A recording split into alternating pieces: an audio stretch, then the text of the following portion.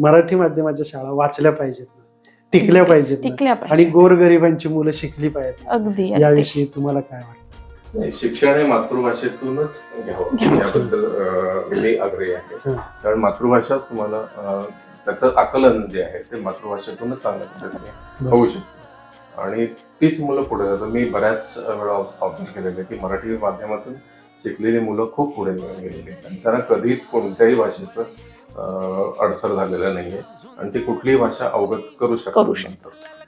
सर्वोच्च पदावरती आज समाजामध्ये मराठी माध्यमाचीच मुलं तुम्हाला जास्त विराजमान झालेली वाट दिसतात. मग तुम्हाला मराठी माध्यमाविषयी, भाषेविषयी, मातृभाषेविषयी डॉक्टर म्हणून अभिमान वाटतो?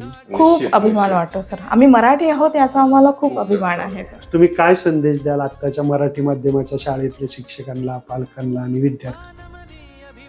तुम्ही तुमच्या माध्यमातूनच शिक्षण घ्या. ऍटलिस्ट प्राथमिक जे आहे, प्राथमिक शिक्षण किंवा माध्यमिक शिक्षण हे तुमच्या मातृभाषेतूनच घेतलं पाहिजे.